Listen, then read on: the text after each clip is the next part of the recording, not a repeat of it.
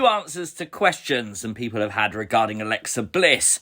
And honestly, this is really interesting. First, this comes from Fox News Digital, and it was a video interview with Alexa Bliss. They asked her about the potential of doing something with the Wyatt Sicks. Alexa would give the exact answer she has given in the past, that anything can happen in WWE, and that basically she's open to it, and she has kept her character within the same vein. She reiterated what Bray Wyatts said previously, that Alexa and Bray will always be connected. So one day, if that was to happen, maybe. She did mention at some point it might be something fun to explore, so definitely not a no. Alexa mentioned her ring attire, at least her entrance attire with the jacket and the skirt, saying that she's purposely kept a piece of Bray with her. But what's got a lot of people talking is what Alexa Bliss said next. And it's interesting. She said right now she's having a lot of fun teaming with Charlotte Flair. And she was talking about reconnecting with the Wyatt universe, basically.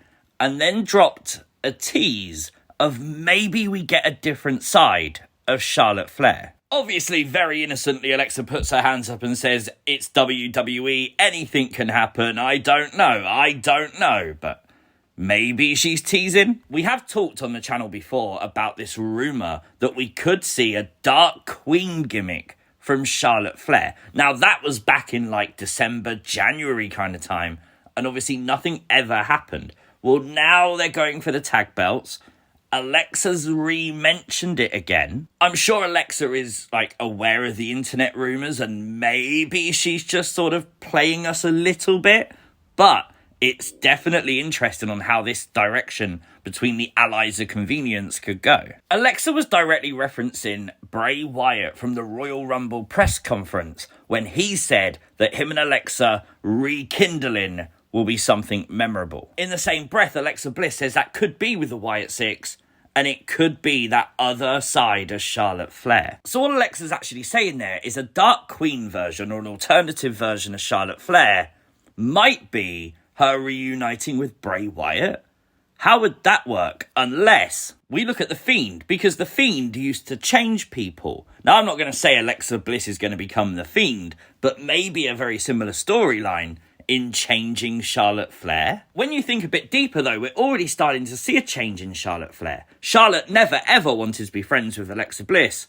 Now she kind of is. And we did note on Things You Might Have Missed a couple of weeks ago how Alexa had brought back the play and pain gloves for the first time in literally ages. So does that symbolise something alongside this? Because she used those in the Firefly Funhouse. I'm going to mimic Alexa's hand movements here in real life, so trust me on that one. But I don't know where this is going to go. But it is very fun to speculate, and it kind of goes with all the stuff we've heard. So we'll wait and see. But let me know your thoughts in the comments down below.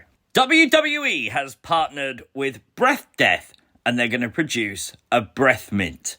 Now, I'm not going to lie, right? I've been to some wrestling shows. Some of you desperately need this. If you think you don't, you definitely do. And I'm sure the next partnership's going to be deodorant.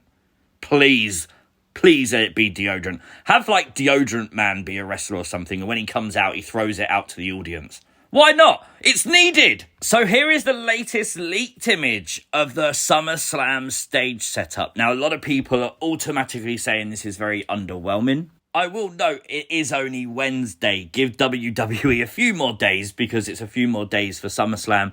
And note that the scaffolding goes a lot higher than the LED video boards you see on the actual stage already. So there does seem to be potential for something to go above that. Whether they do or not, I don't know. But I can't imagine them leaving it looking like that. Do you know what I mean? If they do, that's wild. What do you think, though? Do you have high hopes for the SummerSlam stage for the first 2-night SummerSlam?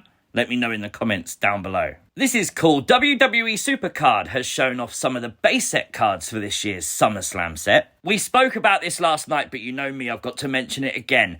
Universal Studios is repartnering with WWE to present the horrors of the Wyatt Sicks Haunted House for Halloween Horror Nights. All the details for this can be found over on my video from last night where we covered both this and NXT, sort of half and half, because this was such a big news story. Sorry, I had to mention it again because I remember the fools in my comment section for the past 7 months since we first mentioned this saying, oh, that would never happen. It is! And so is this. WWE has announced a brand new Super Show coming to Japan Friday, October 17th and Saturday, October 18th. This is just like a live event house show, but very, very cool for fans in Japan because they very rarely go to Japan. But no, it is seemingly the Raw roster. Obviously, Friday will have SmackDown, and they're not seemingly taping a SmackDown there.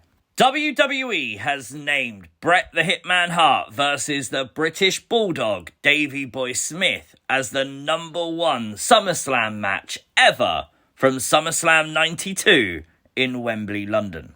Very hard to argue with that, isn't it? But do you have another favourite SummerSlam match? Let me know in the comments down below. A huge cliffhanger to end NXT last night. What happened to Tony D'Angelo? I really do like a cliffhanger in wrestling, and I've seen a lot of theories on this one, and I really like them. I like the idea someone said that it could be that someone's come and got the Don, maybe a revenge thing, and maybe the Don's gone now. Maybe we're going to get Tony being called up, and this was his last ever appearance on NXT. Some people think it's like Omos or someone like that, and maybe we're going to get a new heavy for Tony D'Angelo and a new family forming maybe. I've even seen the theory that it could have been Triple H himself going in to meet Tony D to give him a contract for the main roster.